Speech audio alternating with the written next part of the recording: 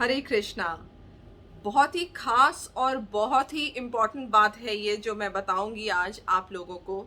ये बात समझने वाली है मेरे लिए, आपके लिए, और थोड़ा सा खुश खुश होने वाली बात भी है ये कि जो लोग बड़ी दुष्टता करते हैं और बड़ा कुंठित मन रखते हैं, बहुत ही ज़्यादा जेलसी रखते हैं, बहुत ज़्यादा सैडिस्टिक नेचर रखते हैं और अपने बिहेवियर को चेक नहीं करते हैं कि वो दूसरों के बारे में क्या सोचते हैं, उनका बड़ा नुकसान होने वाला है आज, जो मैं उन्हें बताऊंगी। हालांकि नुकसान होने वाला आज नहीं है, आगे जाकर के ज़रूर होगा उनका नुकसान। जो दूसरों को हेट करते हैं, उनके लिए मन में गंदी गंदी फीलिंग्स रखते हैं, अरे मेरा अच्छा हो जाए इसका बुरा हो जाए, या मेरा अच्छा नहीं हुआ तो इसका भी अच्छा ना हो। ऐसे लोग बहुत ही लॉस में जाने वाले हैं। उनके म्यूचुअल फंड्स के जो प्राइजेस हैं वो नीचे गिर गए हैं बहुत ही भयानक तरीके से। हालांकि देखा जाए फाइनेंशियल लॉस से भी ज़्यादा बड़ा लॉस वो झेलने वाले हैं जो दूसरों के लिए मन में गंदी भावनाएं रखते हैं। तो सुनिए, पहला श्लोक मैं पढ़ूंगी भगवत गीता से। ये बड़ा सरल सा श्लोक है जिसके थ्रू भगवत गीता में भगवान कृष्ण बता रहे हैं कि हम शरीर नहीं है भाई, कैंसिल इट, हम आत्मा हैं। चैप्टर 2 के श्लोक नंबर 12 में जैसे कृष्णा ने कहा है, ऐसा कभी नहीं हुआ कि मैं ना रहा हूं, अर्जुन से कह रहे हैं, या तुम ना रहे हो अथवा ये समस्त राजा ना रहे हो, और ना ऐसा है कि भविष्य में हम लोग नहीं रहेंगे। तो भाई ऐसा तो उन्होंने सिद्ध कर रखा है भगवत गीता में 5000 साल क्या, जब इससे सूर्य की जब से उत्पत्ति हुई है तब से प्रूफ कर रखा है। कृष्णा ने कह रखा है कि मैं ये शरीर नहीं, या तुम ये शरीर नहीं हो, तुम आत्मा हो। तो अब बात आती है उन लोगों की जो ये बात कहते हैं कि भाई क्या लेके आए थे और क्या लेके जाएंगे। तो उन लोगों को एक बात और बोलनी चाहिए लोगों से कि भले ही हम क्या लेके आए थे, क्या लेके जाएंगे, कुछ नहीं ले जाएंगे, लेकिन ऐसा नहीं है, हम लेके जाएंगे साथ में। अब हम क्या लेके जाएंगे साथ में, चूंकि हम आत्मा हैं, वो गरुड़ पुराण में लिखा है। और ये गरुड़ पुराण में इसलिए लिखा गया है कि भाई जब एक, आप जानते होंगे कि जब कोई आत्मा शरीर छोड़ती है तो सबके घर में गरुड़ पुराण का पाठ होता है। वो हम सबके सुनने के लिए होता है कि भैया अलार्म की घंटी है, सुन लो, सुधर जाओ सुधर जाओ।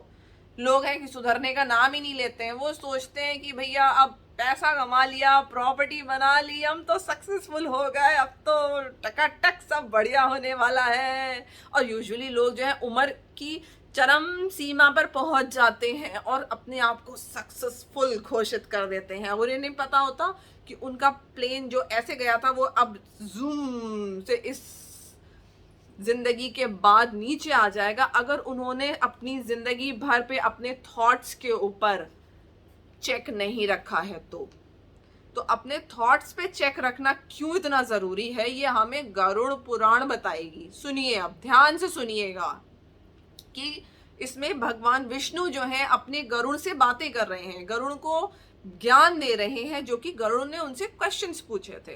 तो भगवान विष्णु गरुड़ से क्या कहते हैं कि हे गरुड़, जो हमारी ये त्वचा है, स्किन, त्वचा, हड्डी, नाड़ी, रोम और मांस, ये 5 गुण भूमि द्वारा निर्मित होते हैं।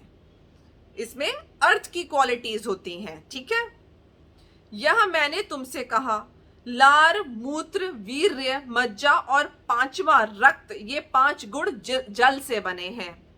अब तेज का गुण सुनो, शुद्धा, भूख, तृष्णा, आलस्य, निंद्रा और कांति। हे गरुड़, ये 5 तेज के गुण से उत्पन्न है। यह योगेश्वरों ने कहा है।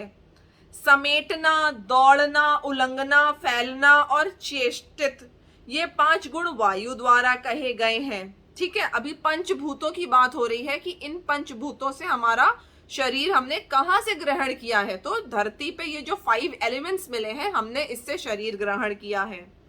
अब आई बात शब्द, चिंता, शून्यता, मोह, फीलिंग्स और संदेह, ये 5 गुण आकाश द्वारा संभूत हैं। वे प्रयत्न से जानने योग्य है। अब इंपॉर्टेंट बात आई उन लोगों के लिए जो अपनी थॉट्स पे, गंदे थॉट्स के ऊपर चेक नहीं रखते।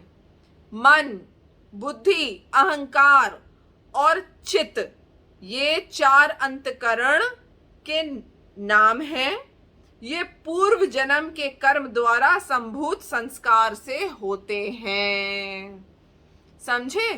अब गरुड़ पुराण में ये बताया गया है कि ये जो 4 चीजें हैं, आपका मन, आपकी बुद्धि, आपका अहंकार और चित्त, ये 4 अंतकरण जो हैं, ये पूर्व जन्म के संस्कारों से आते हैं। अगर आप इस जन्म में जेलस, कुंठित, क्रोधित रहते हैं तो आप अगले जन्म में भी ऐसे ही बन करके पैदा होने वाले हैं। आपको इसी के हिसाब से शरीर मिलेगा। आप बहुत ज्यादा ग्रीडी हैं, बहुत ज्यादा नॉनवेज खाते हैं, और या फिर बहुत ज्यादा गंदगी में पड़े रहते हैं, या गंदे थॉट्स रखते हैं, आपको शरीर भी ना उसी के हिसाब से ही मिलता है। ऐसा नहीं है कि आपको मनुष्य का ही शरीर मिल जाएगा। हो सकता है आप इतने गंदे थॉट्स रखते हो कि आपको जानवर का शरीर मिले। अच्छा, जानवर का शरीर नहीं मिला, आपने भजन भक्ति करी, भगवान का नाम लिया, तो आपको जानवर का शरीर बिल्कुल नहीं मिलेगा। लेकिन आपके ये जो थॉट्स हैं, इनकी वजह से कई बार होता है ना, इंसान के शरीर में या सिचुएशन में बहुत सारे कष्ट होते हैं, अननेसेसरली लोगों से दुश्मनी होती है। समझ में नहीं आता है कि मैं तो इसको हेट नहीं करता, या मैं इसे हेट नहीं करती, ये मुझे क्यों हेट करता है। वाई? बिकॉज आपने पास्ट लाइफ में वो गंदे थॉट्स, वो दुश्मनी वाले थॉट्स उसके लिए रखे थे। इसीलिए कहते हैं कि मन का मार्जिन करो, मन को साफ करो, क्योंकि अगर अगला शरीर मिला भी तो एटलीस्ट अपने इस तरीके के कर्मास को क्लियर करके देन यू मूव फॉरवर्ड।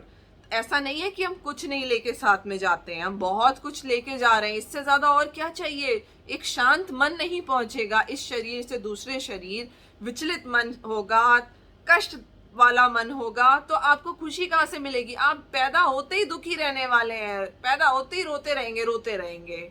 तो अपने थॉट्स पे चेक रखिए, दूसरों से जेलस मत होइए, दूसरों को कष्ट देने का मत सोचिए। जरा सोचिए, जब आप बैठ के क्या सोच रहे हैं, अपने थॉट्स के ऊपर भी थॉट दीजिए कि क्या सैडिस्टिक नेचर तो नहीं है आपका। आप ओवर सोशलाइजेशन के चक्कर में दूसरों के बारे में बुरा तो नहीं सोचते हैं। मत करिए सोशलाइज इतना जहां आप दूसरों के बारे में अच्छा ना सोच पाए।